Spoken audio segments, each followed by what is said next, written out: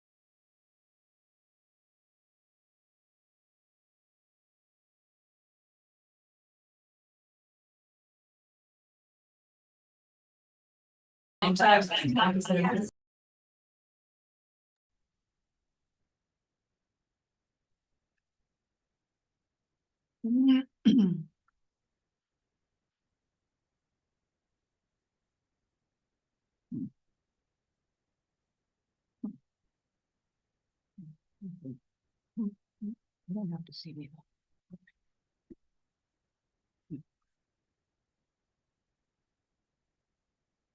Good morning.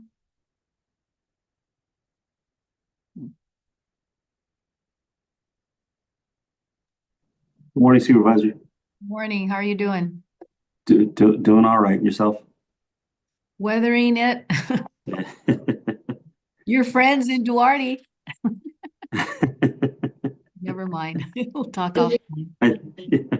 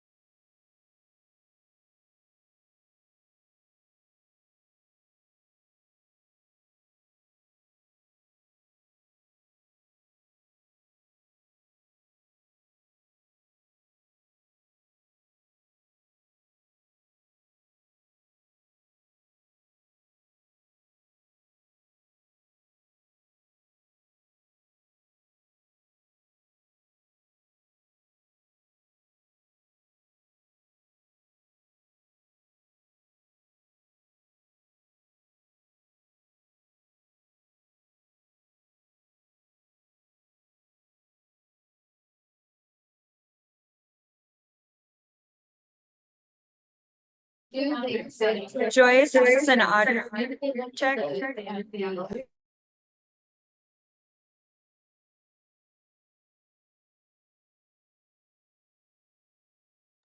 Esmeralda, did you try to talk to me? Whichever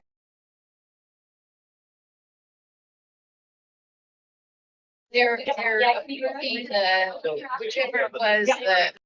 Esmeralda, it's loud, but it just might be the chat. It just might be the talking.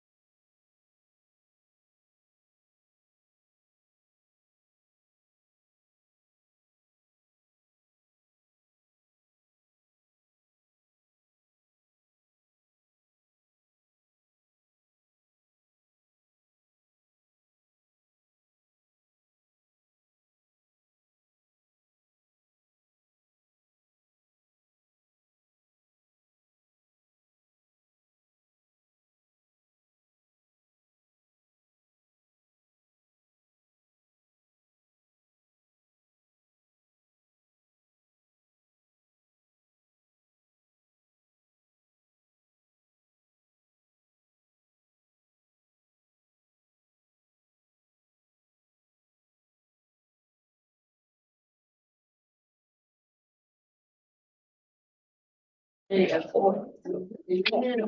my, now we have. Hold on, yes. Okay, with that, we have a quorum. We're gonna start the meeting. We're gonna call to order 11:05. I'll write it down. I'll write it down. 11:05 a.m. Esmeralda, can you provide a quick overview of the meeting instructions? We are holding this meeting in compliance with Brown Act rules relating to telephonic video conference meetings, as some of our committee members are participating via teleconference. Each teleconference location has been identified on the agenda and made available to the for committee members joining us via teleconference, please use the raise hand feature if you'd like to speak. We will call on you in the order we receive the hands. For members of the public that have joined us in person and would like to provide a comment, please fill out a comment card. They are located by the entrance door and submit the card to me. We will call on you when it's your turn to speak. For members of the public that have joined us at a teleconference location and would like to provide a comment, please notify the staff present when you would like to provide a comment. Or you can use the raise hand feature from your own device. Lastly, you may provide a public comment for up to 3 minutes. And that concludes our meeting instructions. Thank you. Thank you, Esmeralda. I would like to ask Eric Corey Moss to lead us in the pledge of allegiance. Please stand. Place your right hand over your heart.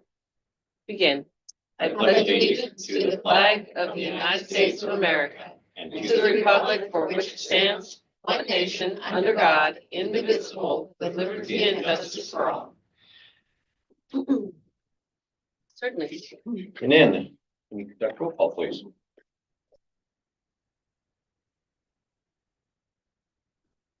Chair Hepburn, Present. Vice Chair Reese.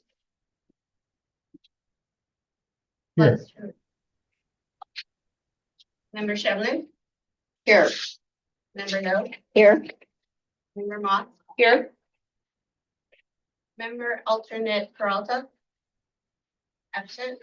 Member Sandoval, Here. Member Clark, Here. Supervisor Solis, Here. have a quorum. Thank you. Esmeralda, are there any public comment requests? We did not receive any written public comment. Please allow me a moment to see if we have any raised hands online or in the room. You may proceed. Thank you very much. First of all, welcome everybody. Welcome Supervisor Solis, Mr. Sandoval, Mr. Reese, hello again. Welcome, welcome, all members. Let's see. Are there any public comment requests on any of the consent calendar items? We did not receive any written public comment. Please allow me a moment to see if we have any raised hands online or in the room. You may proceed. Is there a motion to approve consent Roll call. calendar? Second. We have Shevlin and we have Moss. And Yanin, can you please conduct roll call? Chair Hepburn, Yes. Vice Chair Reese, Yes. Member Shevlin, Yes. Member No, Yes. Member Moss, Yes. Alternate Peralta. Absent. Member Sandoval, Yes. Member Clark, Yes. Supervisor Solis, Yes. the motion passes. Thank you very much. Action items, Ms. Esmeralda, is there any public comment requests on the action item? We did not receive any written public comment. Please allow me a moment to see if we have any raised hands online or in the room. You may proceed. Very good. Thank you very much. Martin Moreno, please, is going to present on this item. Great, thank you. Thanks, thank you. The item before you today is to, before your committee today is to authorize additional, change order contingency authorization to the director. Next item.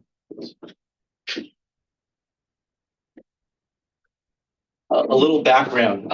As you all know, we've been delayed by the Kinder Morgan delay for the past, 7-8 months.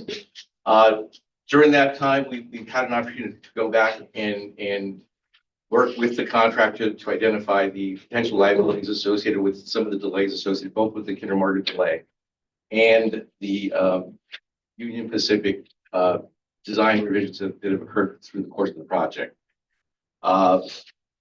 I'd like to let everybody know that we've sort of succeeded in developing a mitigation measure for the Kinder Morgan work. That work has begun, and actually it was completed just last week. The next step now is to coordinate with Union Pacific to come repair the traffic, do the what we call the cutover, where the freight traffic will be taken from the shoe fly to the new main line. And we're hoping that that can be accomplished within the next 2 weeks. So after that, Union Pacific typically likes to observe the performance of the track for about 30 days. They call it seasoning. And at that point in time, once UP accepts the new rail line for freight traffic, we can proceed with the project, removing the shoe fly and proceeding forward. A little history on the contract here with Skanska. The contract was awarded in July 2021 to Skanska for $108,570,000. Like I just said, the project is a little bit over 70% complete, and majority of the existing contract work has been committed. The project is scheduled for completion in March 2026, approximately a year. As I just kind of stated, after resolving the issues of Kinder Morgan, work resumed in the project in January 2025. We completed the mitigation work to protect the high pressure fuel line that crosses the right of way. And now that we are ready to move forward, we need to sort of settle the delay claims and design revisions with both Union Pacific and Skanska. That's why we're here today to ask for the additional change order authorization for future change orders that we anticipate that will be coming. Next, please. Here's just sort of a view of what we did. The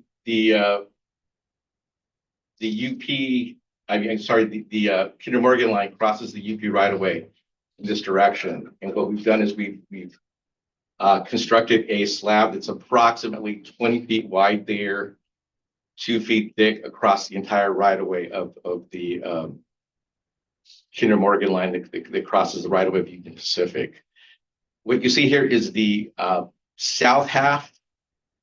The train tracks are on the north side. Once UP redirects traffic from the north side to the south side, we will continue with the slab on the north side to protect the north side of the right of way and the pipeline as it crosses from south to north. You can kind of see it here also in this picture. Here's the new rail line runs here. The shoe fly is there. Once the new main line is accepted, we will be able to remove the shoe fly and continue work on the north side of the track. Next, please. Like I said, the additional funds that we're requesting are to negotiate and execute change orders for additional work and schedule delays caused by both Union Pacific and Kinder Morgan. A summary of these issues is for the project in terms of UP design revisions. The project plans and specifications were designed to comply with 2004 UPR design guidelines, which were the design guidelines that were in effect when the plans were completed and we went out to bid. However, as the course of the work has progressed, UPR has required that we adhere to the 2021 design standards. This has resulted in several change orders and delay claims from Skanska. In addition, Kinder Morgan's requirement that the project mitigate all loads and stresses on the deteriorated casing, protecting their high pressure fuel line, has caused, like I said, approximately a 10-month delay and resulted in additional change orders. Next, please. So today we're here before your committee to ask for additional change order contingency authorization for the director in the amount of $16,219,798. I haven't listed all the causes, but some of the highlights are from the Union Pacific side are track monitoring changes, TIE 3 and 4, which was the initial delay from going from the original main line to the shoe fly and shoring guideline changes that have caused the contractor to apply a different means and methods to the work than they anticipated. The other changes are of course related to the Kinder Morgan delay costs, which are approximately $8 million. It's related to concrete protection slab was about $1 million worth of work. And then delay claims that are going to, we haven't seen them yet, but these are the numbers that we're looking at from both Kinder Morgan and their various subs on the additional costs that are created by the 10-month delay. Next, please. In terms of funding, sufficient funds are available for the proposed rate increase. The sources of these are the surplus property.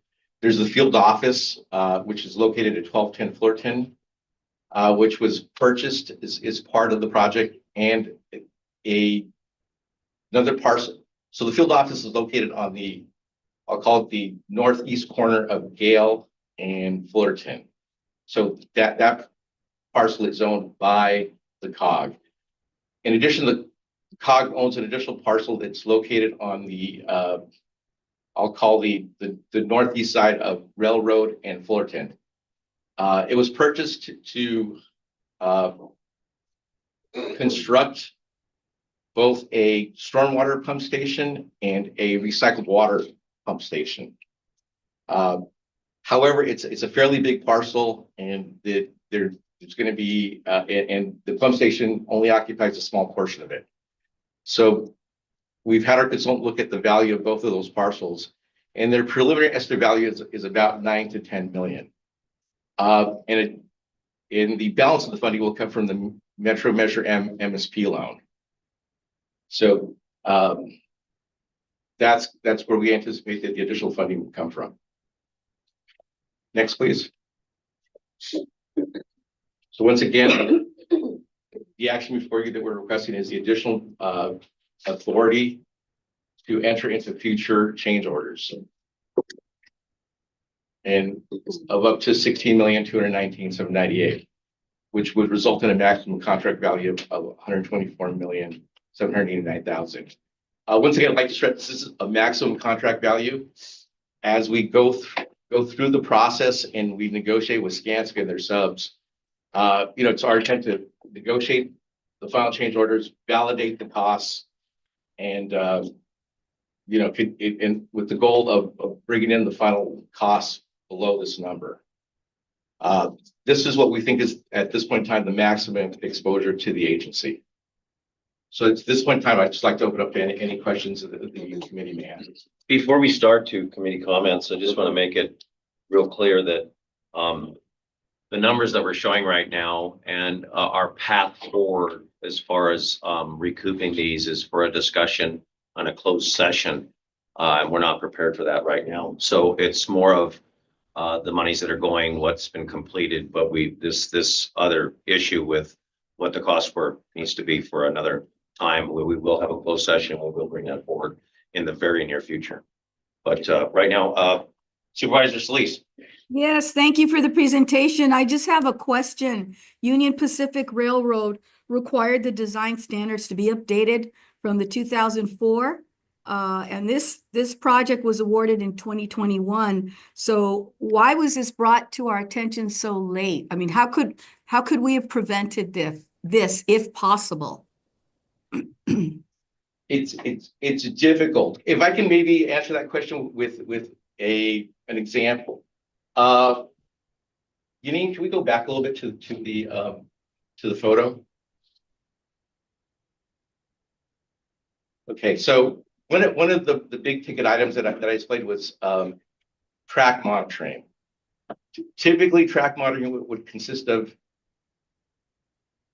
surveying the track at critical locations to measure any change in vertical or horizontal, any vertical or horizontal change. Typically, historically, that'd be we would do the survey once a day, 5 days a week. As Skanska developed their monitoring program, and it went through multiple iterations with UP, what ended up happening was I I don't know if you can see the picture, but there are a number of steel shoring that's on adjacent track. So those steel piles are every 8 to 10 feet. And they run almost for almost a mile and a half from just east of Azusa, almost all the way to Nogales. So what happened is as we went through these iterations, UP requested that we not only survey the track, but survey the movement on all of these steel piles. And you have a mile and a half of steel piles, it ended up being 1,000 piles. And not only did they ask for it one time a day, they asked for it 3 times a day. So we were measuring 1,000 points 3 times a day. That was the ask and the demand from UP. And what happened was you couldn't even do that in an 8-hour day. So we ended up working, and they wanted it not only Monday through Friday, but they wanted it 7 days a week. So we were working 7 days a week, doing this work, paying both overtime because it couldn't be done in an 8-hour day, and preview time on weekends. And that was the requirement if we wanted to work on the tracks. At that point in time, when that came up, we went both. We sort of appealed the track monitoring plan both to the inspectors on site.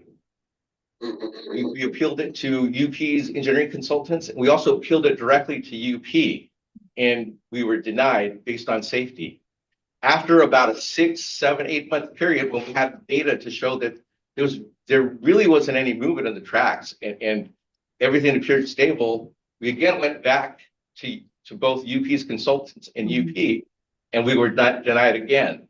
We continue to have monthly meetings with UP, and we try to, relitigate it, every month or 2 or so, and the same answer comes back under the auspices of safety, that we value safety over any of the costs, and this is the cost of doing work with UP. And they've taken that approach with most items, regardless of when the guidelines were written. Their approach has been, this is our current requirements, and this is what we required for safe operation, and this is what we required for the project to move forward. And that's kind of where we've been. Okay. I'm really disappointed with them, but I guess we'll talk about that in closed session at the next meeting, because it doesn't sound as though they're playing very fair or, leveling with us on some of this. So, but I understand. I recall why we had to change contractors too. So I understand that. Hopefully moving forward, we can get this right and square this away. So thank you for the presentation, and I don't have any other questions. Thank you. Thank you, Supervisor. Mr. Reese. Thank you. Yeah, I had a similar question as the supervisor did, and it was in regards to the standards, the older standards in which we were anticipating to operate under versus the 2021 standards that were now being placed on us. I'm curious, when and how did we believe that we could go under the old standards? How was that determined? Those were the standards that were in existence at the time the plans and specifications were prepared and the project went out to bid. 2020, I mean, it was awarded in 2021, but the plans and specs were updated after the Shimmick contract in 2021. And so, to be honest, a lot the 2021 guidelines were not in existence at the time. So it was written to the standards that were in place at the time when the plans and specifications. And this is really the revised plans and specifications when it was rebid the second time, when it was awarded to Skanska. Can we go back to the dollars chart? Can you go? Thank you. Um, Yes.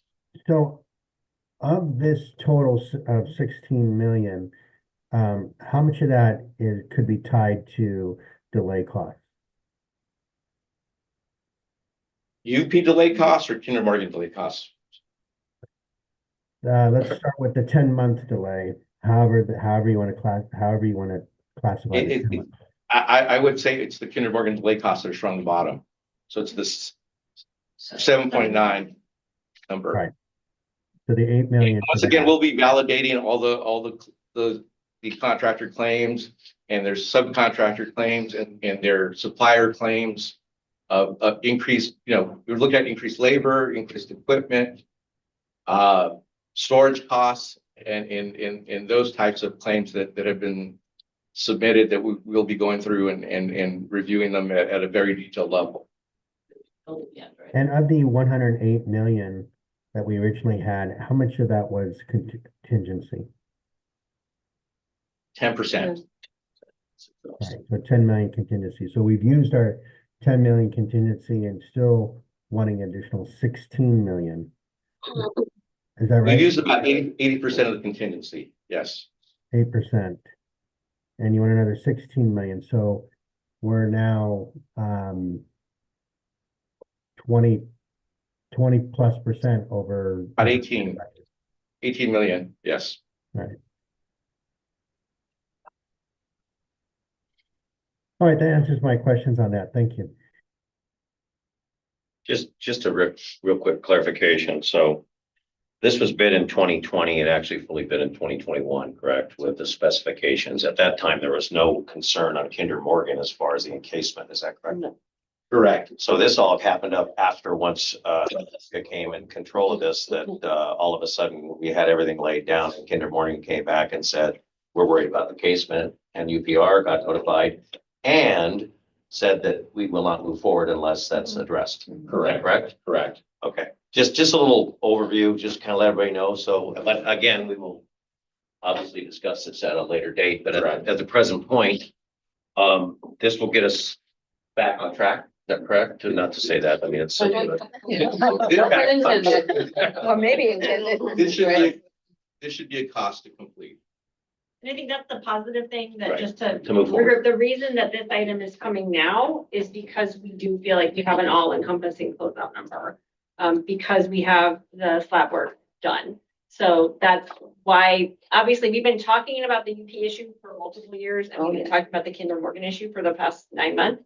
But it was not until we had the slab works and all the work started again that we were gonna bring it all to you because we don't want to, if the delay had gone longer, we would have needed to make that number. So as frustrating as it is to approve, having to approve an authorization, this is a positive that this is like the bleeding has stopped in a sense. So we have like a cap on it. So that's why you didn't see this before is because we didn't want to be guessing with how long we thought the delay would be.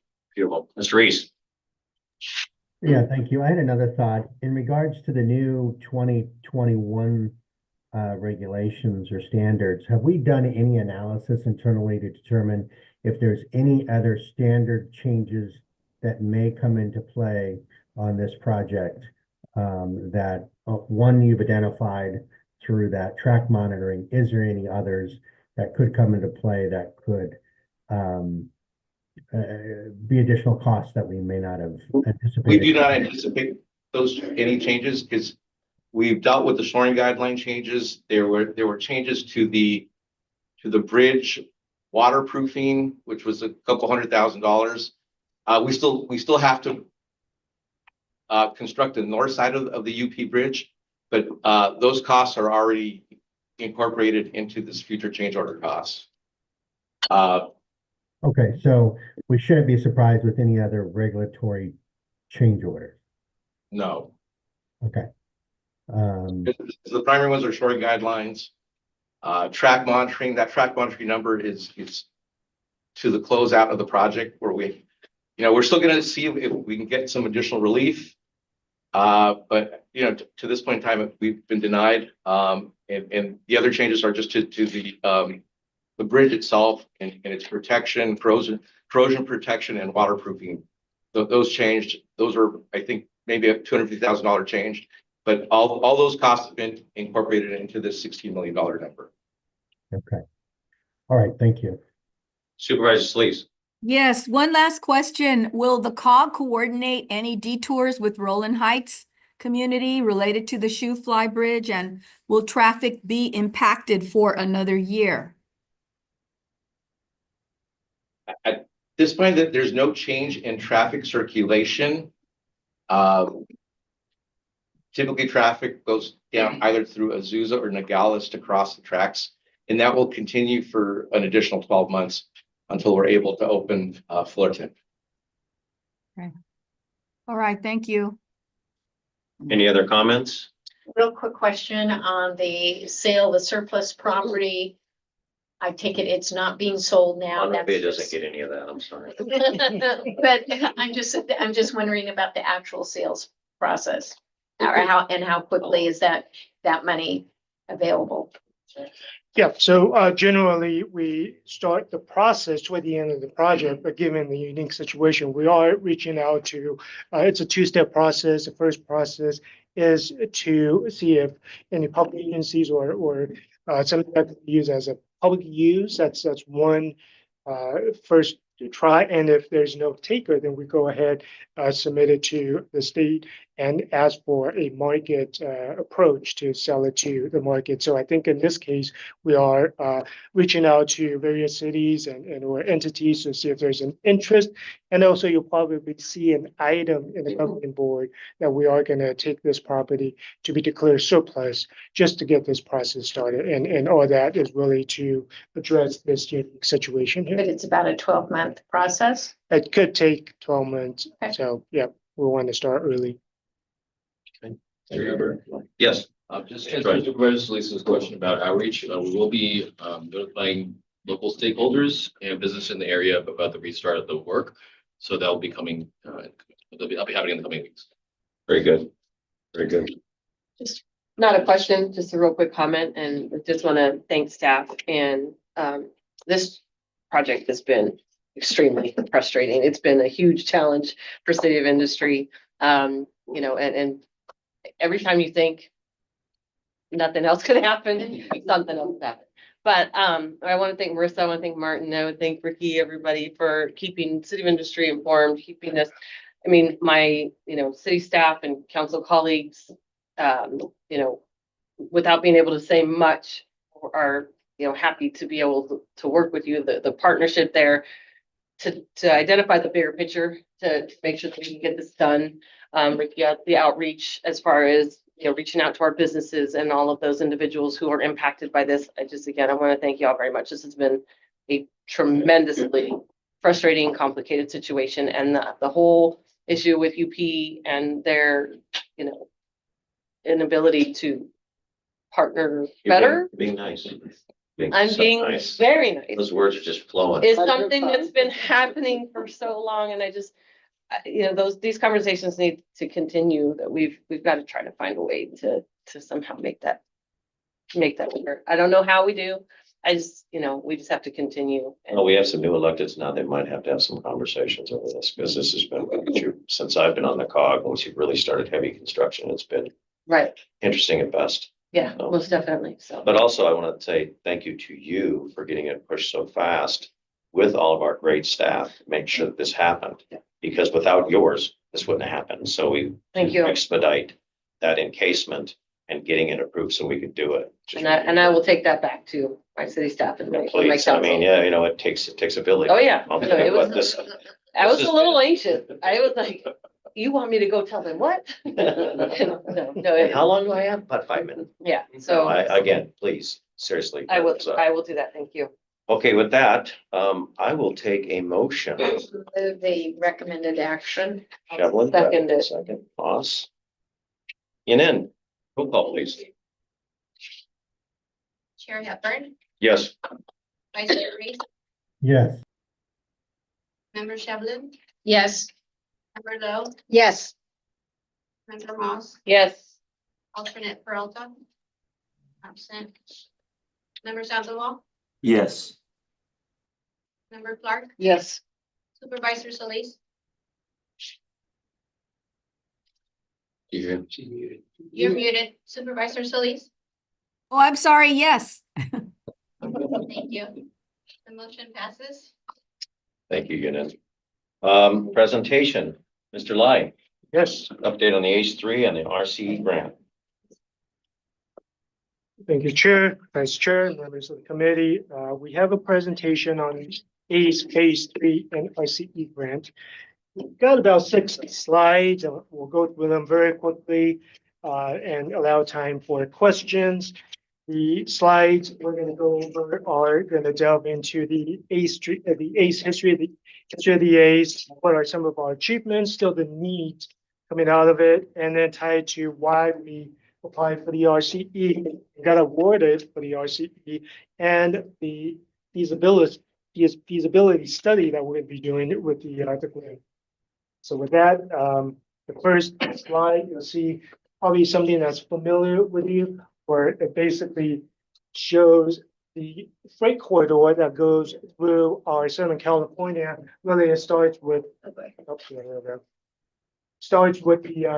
San Pedro Bay ports, the Port of LA and the Port of Palm Beach. That's toward the lower left-hand corner. About 40% of the nation's import, 25% export goes through that corridor. So it is one very important corridor. The freight goes up the Alameda corridor. There's one over there in a trench, which has been doing its job.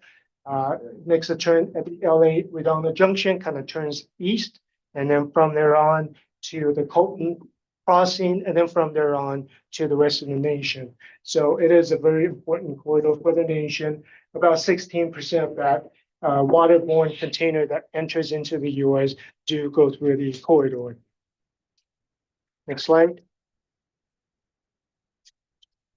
So based on a study that we performed about 2 decades ago, there's about 79 crossings that's within our subregion, which those the railroad crossing, the railroad subdivisions go through our subdivision. There's about 62 in the county of LA, about 17 in the San Bernardino County. Just a quick stats. In 2018, the California State Rail Plan does show that about 67 trains go through the corridor per day. And by 2025, they're predicting up to 200 trains that will go through the corridor. That's freight and passenger as well. As you probably know, the Metrolink do have a big program, the school program, that double tracking. They're putting on a lot of capacity to their passenger train as well. And part of the reason, of course, that we're doing this is that based on data from the FRA, the Federal Railroad Administration, about 2,000 accidents do occur at the crossing nationwide, and about 200 deaths on average. So this is something that does occur on a regular basis. That's part of the reason we want to continue our effort for the safety improvement. For this slide, you could see some of the achievements that we've done. I'm going to point to the 53 crossing safety improvements that's completed, and the ones that we're working on. 16 great steps were completed, 3 that we're working on, the Montebello Turnbull Fullerton, and also 5 at-grade crossings that we're still working on.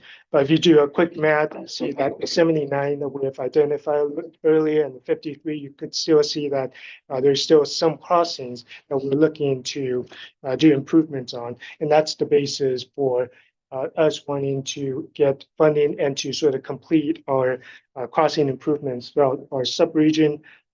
And also just wanted to note that just as a reason why, about 2 weeks after we got our notification for the FRA grant, there was an accident on Rose Hill. Don't know if you guys recall. It was a commuter train that collided with a vehicle, so there were some fatalities.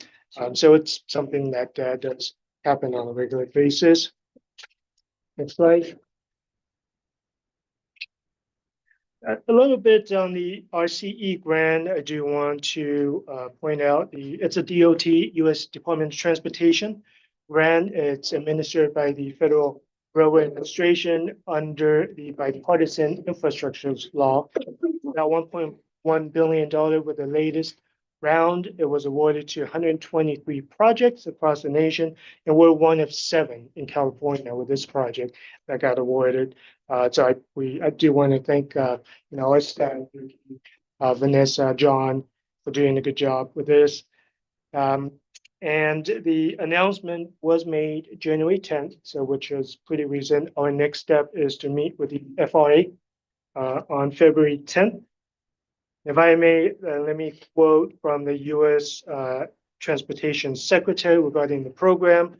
The Railroad Crossing Elimination Grant Program funding is a sweeping effort that directly supports cities, towns, and villages in every region of the country in their efforts to protect lives, prevent drivers from being delayed by blocked crossings, and improve the overall quality of life for the citizens. So that's really the reason they are doing the RCE program. So with that, we applied and we got the crossing. We got the award to study 4 different crossings within our region. These 4 were part of our ACE2 study, and we also got recommendations and support from our member cities around the region, and also from the city staff, indicating that these are projects that they would support. 4 crossings are Lemon Avenue at UP LA Sub, Lemon Avenue at UP Alhambra Sub, and it's a little bit hard for you guys to see, but it's really the 2 green crosses toward the right hand of the graphics over there. And the interesting about the Lemon project is that we have done a Lemon interchange on State Route 60, so that might have changed some of the traffic patterns, such as potentially more of the trucks would go down that route. So we do see a need for that, as well as Fairway Drive on the UP Alhambra sub, which is really the sub that kind of hugs along Valley Boulevard that goes east-west across our region. And the last one is Rose Hill at the UP LA sub. The feasibility is going to allow us to do the following task. Let's go ahead and jump to the next slide. Scope of work, traffic analysis. We're going to go in and we do the traffic analysis along the various routes, Lemon, Fairway, as well as Rose Hill. It's going to count the passenger vehicle. It's going to count the truck vehicle, so on and so forth. Conceptual design basically would allow us to take the crossings and see what type of a grade separation. Kevin, excuse me 1 second. Sure. Bill Solis, Supervisor Solis. Yes. Really, it's really more to say thank you for the study, and I'm happy that I was able to support this with a letter, because as you pointed out earlier, there was an accident recently over on Rose Hills. I'm very excited about this project, so I just wanted to say that. So you can continue on, but I totally support the effort. Thank you. Thank you, Supervisor. Thank you. So the conceptual design would allow us to go in and identify which type of grade separation would be feasible for that particular location. As an example, the Lemon at the Alhambra sub, a undercrossing would not be feasible because there was a San Jose Creek, which is right next to it. So, it would kind of weed out which type of design is possible. It would lead us to the cost estimate, which is something that is very important as we identify if we're going to do a grade separation, how much is it going to cost? And grade separation nowadays are very expensive. And that's part of the reason that even though we're looking at an ACE3 program, that we're going to tackle 1 grade separation at a time, as opposed to trying to put together a program. And with the cost estimate, there's a requirement in order to get future funding. And with the ACE3, we are looking at a brand new funding approach that we're going to go out there. This is a federal fund. It's going to allow us to go for future federal funds as well as state and local funds. Economic benefit cost analysis is a bit of, out of the 4, we want to put our money Doesn't matter where it's coming from, the federal, state, or local, it's all taxpayer money. We want to put it where it's the most effective. So there's a number of factors that kind of go in there to determine which one of the crossing is the best use of our money. Factors such as accidents, safety, the wait time, equity, those type of factors that goes in there. And of course, we're going to use a lot of stakeholder coordination as we need to work with UP, local cities, county, federal government, of course, in this case. Community engagement, we're going to be reaching out to the community to ensure that this is also a project that's being supported by the local residents as well as businesses. Then with all this information, we'll wrap it up into a feasibility study report along with environmental clearance. And that would allow us to see if one project out of these 4 crossings is feasible. There's also a potential of, as you recall, there's about still maybe about 10 plus crossings that has not been studied. If out of these 4, we do not see a viable project, we might also expand out to see just what other projects are feasible with the crossing. So with that, next slide, I think we can open it up for any questions. Any questions for Director Lang? I just want to say first, just this is great. I think this phase 3 is what we need to look at as far as down the road and our past construction success. It's been wonderful. So I think that's a testament to the staff and also to the construction arm. Thank you. I just want to agree with Supervisor Solis on this, and that it actually helps air quality if you do the separation. And I absolutely love the Baldwin underpass. I take it all the time. And when it was being ready, Congressman Chu was there, and I said, "Don't tell anybody. Just take it, 'cause Keep it it's so fast. It's wonderful." It is a nice one. That's pretty. Yeah. Yeah. Any other comments for Director Lang? I'd just say that I used to be a train rider, so I'm really acquainted with those accidents while the train is, and it's not fun, yeah, for anybody. So I'm really glad that we're addressing that. Very good. With that, move to update items. Esmeralda, any public comment requests on the update items? We did not receive any written public comment. Please allow me a moment to see if we have any raised hand online or in the room. You may proceed. Thank you, Esmeralda. Kevin, update on this director report and verbal presentation on active construction projects. Yes, I will do a quick intro, then I'll turn over to our project managers to do the update. The director of Capital Projects Monthly Report is an update on the key programs. It is included in the packet for information. Just one note before I turn over to the project managers. We do have a couple other projects that's coming online. You'll start seeing them. They are the SGV, the San Gabriel Valley Bus Corridor Transit Improvement Project, as well as the SGV Smith project. Those are projects that has been in the planning department and has been transferred over to the CPCC. So we'll probably start doing maybe a presentation on it, and you'll hear the updates on those projects moving forward. That was one of the things we in our in Sacramento previously a few weeks ago was the fact that the Smith project was so important, especially for these trains coming online now, as far as our stations from Glendora, San Dimas, Laverne, and Pomona, that these Smith projects are extremely important, especially like Azusa, where now that these are connecting, it's really important that we get this active transportation, first mile, last mile, and get these areas outfitted. This is a perfect opportunity for you guys. So kudos to you guys. Anyway. Thank you. Okay. You see it every day. I love it. Good morning. So 5760 construction continues. Next slide. What you're seeing there is the formwork for the widening of the bridge. Well, you'll get a kick out of this. My wife, she said we were coming from San Diego and she said, "What's this?" And I said, "Oh, let me tell you." She says, "Okay, enough now. Thank you. You know, this is like totally off her thing." I said, "We are building this, and this is for safety, the 5760 confluence. It is probably one, besides the golf course and all the wonderful things we did to move that this thing is going to help people move, safer, faster, quicker, less accidents. So there you go.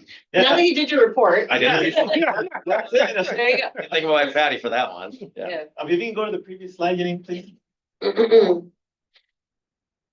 Take it a second. There you go. Okay, so that's 57 northbound. Right now it's 3 lanes. So what you're seeing right there is the widening of the bridge. So that's Golden Springs down at the bottom. We're supporting the new bridge. So Bruce, like, yes. Yeah. this is one of the 4 new bridges. If you go out there right now, there's a bunch of rebar and we're gearing up for a huge concrete pour at the end of the month. So that'll be pretty exciting. Next slide. This is when you're getting off on the 60, you're gonna get off on Grand Avenue. This is the retaining wall that's gonna get you off freeway, straight from the 60 off to Grand Avenue. So this is the first part of the bridge. The abutment, this is where the cars land, is already up. The retaining walls are up on both sides. And if you're stuck on traffic, like I am a lot of days there, you do see that it is a nice architectural finish on the other side. So it is good that there's traffic. Sometimes you can appreciate all the work that's gone into it. Definitely. While you're sitting. Yes, while you're sitting. And then just a little south of that, that's a drainage channel that collects a lot of water from the golf course and adjacent sites. Next slide. Over here towards the east side of the project, a lot of the retaining walls are going up. We progressed that work from 2027, 2026 to this year. So if you go out there, a lot of the walls are up and we're just trying to get out of there and button up the area just to not typical construction. You go there, you remove all the trees and then you wait till the construction crews come. We remove the trees. It is a little louder for the neighbors, but we are building the retaining walls and sound walls in that area. We do have outreach out there every once in a while. We still have the same staff. So if there's any issue, they go to us and we know who it is and the concern. Next slide. So yeah, this is more of the retaining walls that gone up. A lot of retaining wall is buried. So the next step is to put the sound wall block. And we are in the rainy season. We did put protective measures in place for the rain, but luckily, well, not this week, but this past month has been. Don't count your chickens, right? I know. Looks good though. But enough. Yes, not. There, next slide. That's it. Okay, I can take any questions on 5760. Looks amazing. Yeah, I honestly, I see progress every single day. Thank you. Yeah, looks great. All right, back to Fullerton Road Grade Separation Project. Okay, can I move for tomorrow? Next. Thank you.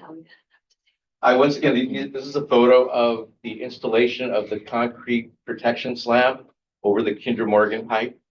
As I previously described, it's the slab's about 22 feet wide, a little over 2 feet thick, and it extends all the way across the UP right of way where the Kinder Morgan 16-inch high pressure fuel line crosses. Right now, we're doing the south side there, and then you see the retaining wall. We finished up the south side. We're waiting for UP to come and repair that 120-foot section of track. When they do that, they will also then move the rail traffic from the north side down to the south side. And like I previously stated, after a 30-day period where UP observes the performance of the new track and they're happy with it after 30 days, then they will allow us to remove the temporary shoe fly on the north side. Martin, And once that starts, then we can move forward with the rest of the project. I just wanted to ask, is it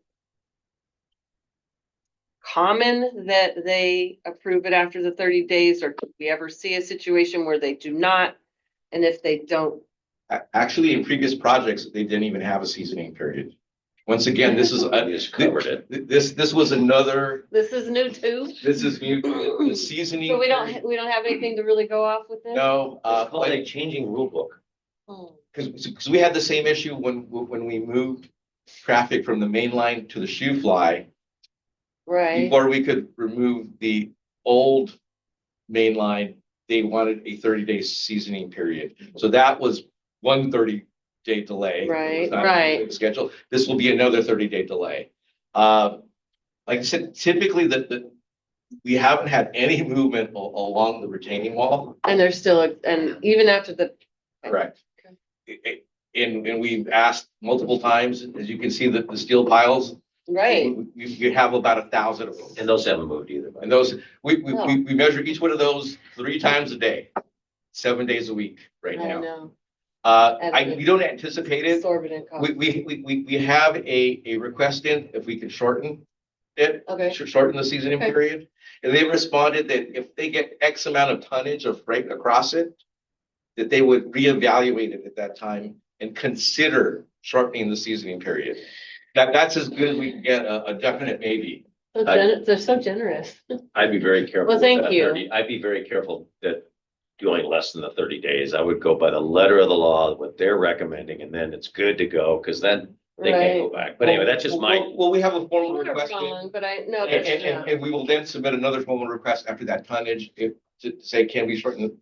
Is that sufficient tonnage, and would you reconsider shortening the period? Yeah. You know, anything would be based on a review and approval by Union Pacific. I mean, again, We don't really, we don't really do things unilaterally because we want to make sure that they accept all the improvements on their property. So we can of move course, forward. and we've been more than cooperative. Yeah, yes. Mr. DeBerry. Mr. DeBerry. Well, that is where does UPRR's right of way end? Since you're moving toward the construction workers. It ends about, on the south, it ends 3 feet south of that, the T-wall that you see there. Okay.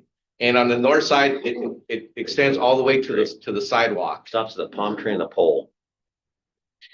So it's about 100, but a little less than 100 feet. I mean, I just do my best to have being able to answer those questions as they're coming to me. I understand. Because obviously, again, the big picture is that our businesses are hurting, and some of them are much more patient and understanding than others, and those that aren't are justified as well. You know, fully understand them. And again, thank you to your outreach. Appreciate that. But those are questions I need to try to be able to answer. I understand. I appreciate Ricky and his staff have I know. maintained a constant dialogue with most of the impacted business, especially on the north side. And They're trying to get to the south. And it's hard. It's very difficult to give these answers to them as much as it is for you to explain these things to us. They're a little bit like. So I think Ricky's staff, They can't believe the answers that we have to give them sometimes, and they're wondering why are we so powerless? And so it's complicated. It's extremely complicated. So I appreciate that. I think Ricky's staff be out there trying to give the community a sort of a revised time frame. Thank you. Yeah, I was gonna bring it up, please. Yes. So they're very important to us. so this work's been completed. We have backfilled the area, replaced the T-wall, and now we're waiting for UP to come back. They were scheduled to be back at the end of the month. Unfortunately, it seems like they have their crews are very thin, and they're working on a different project that they have informed us is running about 2 weeks late. So we don't anticipate them being here until mid-February, sometime after that weekend of the 15th, or maybe that weekend of the 15th is kind of what we anticipate. At that time, like I said, they will repair that portion of the track, move the freight line from the north side to the south side. Then we will start the seasoning period. After 30 days, if all goes well, we'll be allowed to remove the temporary shoe fly that you see at the top of the picture. Right. And then we can commence work and move forward as expeditious as we can to complete the project. I know. I appreciate it. Thank you. Next. That might be it. Yeah, here's another picture of all the rebar that's going in.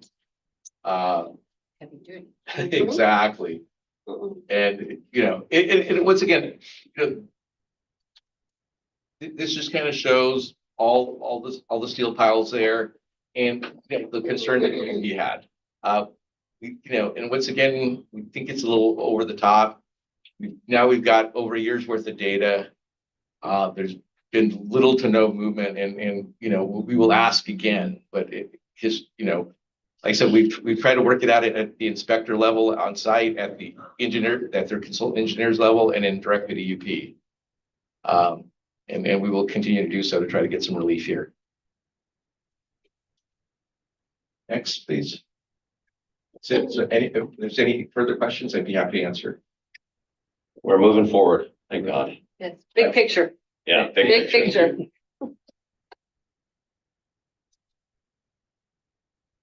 So, again, my name is Carrie Inseong. I'm a PM for Montebello Boulevard Grade Separation Project. Next, please. This just gives you an idea of the general work that's being done on the project. We've got a lot of stockpiles. This is looking north with the freight train passing by. Got a lot of stockpiles. We've got one retaining wall in so far. We're doing some footing work at that retaining wall right now. I will get to the community concerns that we brought up at the last CPCC meeting at some further slides. Next slide, please.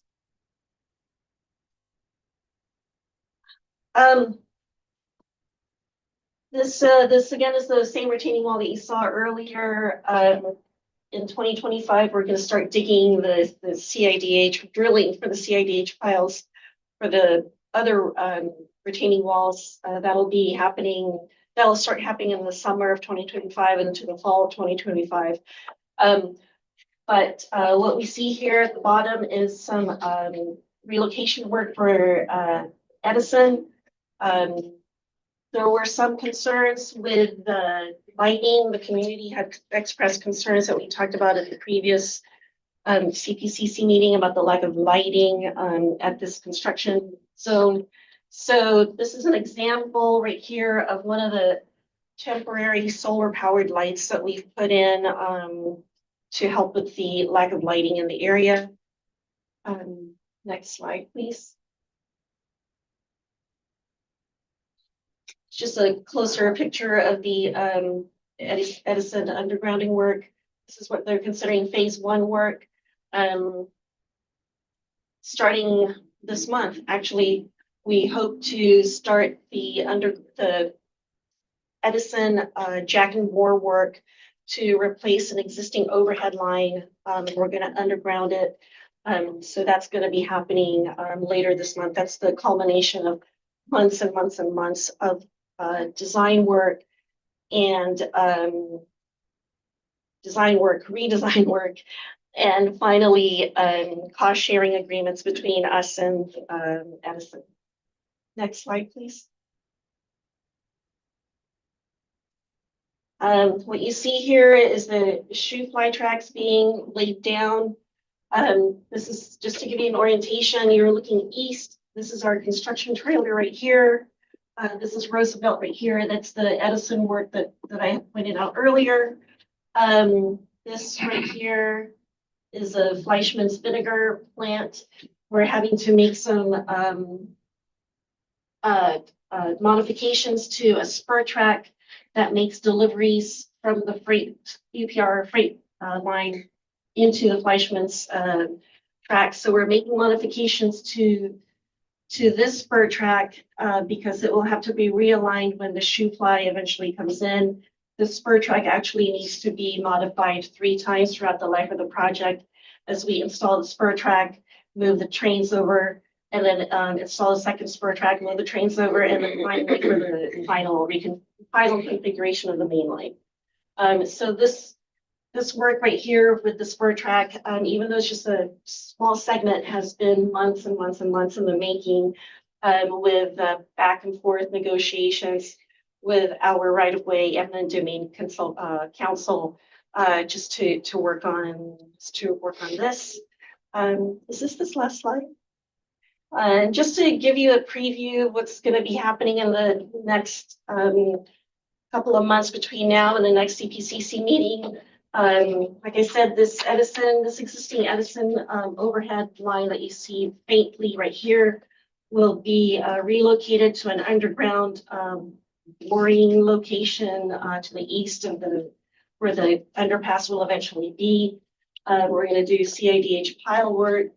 The shoe fly is coming in, and we hope that by the time the next CPCC meeting rolls around, that the other contract for this project, which is the at-grades portion, the 3 at-grades to the west of this location, that we can begin work on the at-grades. And that's a preview. let me let you know that we've also experienced delays with Union Pacific. With the ad grades, talking about the changing rule book. Surprising. Talking about the changing rule book, we had expected to be able to begin the ad grades work by this time. Just when we thought we had checked off all the boxes with UP, you talk about checking off all the boxes and making sure that we played by the rules. We thought that we had done that. We finished signal design. We got the comm agreement done. We got the comm agreement executed and signed. We paid UP with checks in the mail. And literally at the very last minute, we were told by UP, timeout. We're not actually done with signal design, and we therefore can't move forward. We're hoping to now start that work in June, July of this year. So just a preview of UP delays that we're experiencing in this project. I have a question. You mentioned Edison several times, and given all the impacts to their infrastructure in LA County, have they notified you of expect delays or anything? So we knew that they were experiencing layoffs even before the fire started, but in particular for the team at Southern Cal Edison that we've been working with, they've been great. That's nice to hear. Yeah. Positive. Well, a lot of them are subcontractors too to Edison. Yeah, They all Edison. and all Edison staff. Really? All Edison crews. So all their other people are out on all that fire zones. Yeah. Seems like for, Wow. well, they're probably not Edison. Just trying, but it didn't Actually, work. they are. They've been great. There's actually Edison work happening here, phase one work. There's Edison work happening to the north. And then this will be the last portion of the Edison relocation. We're excited to see that finally go in. Yeah, I just mentioned it because our Canyon Park reopening is being delayed because of Edison, and that was before the fires. So I just assumed that there would be more delays in other projects. Crossing my fingers. Yeah. So far. No. We really need to start tracking, and I know we've been doing it, and I know this is out there. Anyway, UPRR, we have new people in there now. I know that Grace Napolitano had an amazing, she just made a phone call, but I think we need to start doing that again. Because this is just ridiculous, and I think we should do it sooner than later. And Talk about a waste of money. yeah, but we're gonna be meeting with them. I think Ricky and myself and Steph are gonna be meeting with them. And that would be, I don't know who on the committee now right now, because she was on a different committee, Grace was, but we'll figure that out. But I think it's really important that we need to really shoot one over the bow and say, okay, here we go. And have all the data ready for us. Yep. Just what it costs, taxpayer dollars. They're gonna look at that, especially with this administration now too. It's like, Yeah. it's like, no, this is what's going on. Let's, loosen up the valves a little bit. So. Yeah. Okay. Sure. That it? Yeah, there you go. Trimble Canyon. My name is John Bichet. I'm a project manager for Trimble Canyon. Next slide. We've made great progress on the project. Storm drain line construction is moving along as planned. The Salt Lake Avenue section is completed, and now we're working on the north of the tracks on Trimble Canyon of the storm drain line. Next slide. At the same time, we're working on utility relocations. Here you can see the gas line protected in place while the water line is being relocated underneath it. Next slide. And we're removing the existing curb and gutter and sidewalk south of the tracks. This is in anticipation of the widening of the street so we can construct the bridge in the middle.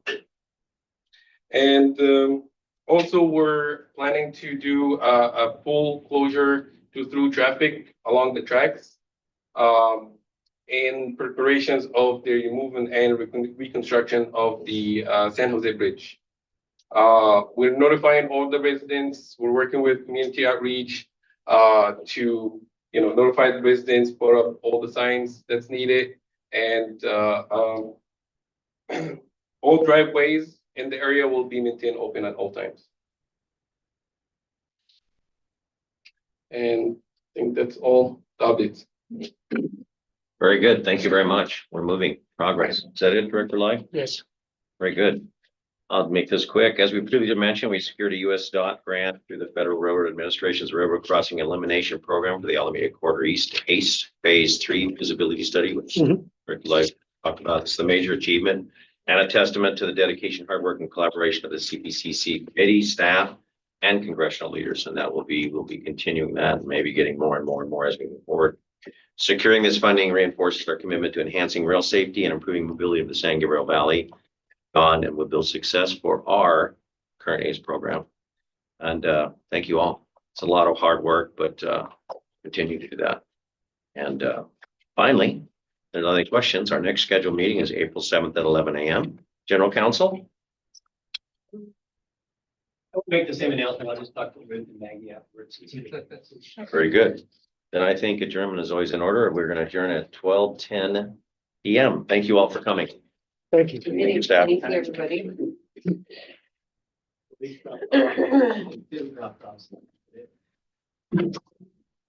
That's sir. All right.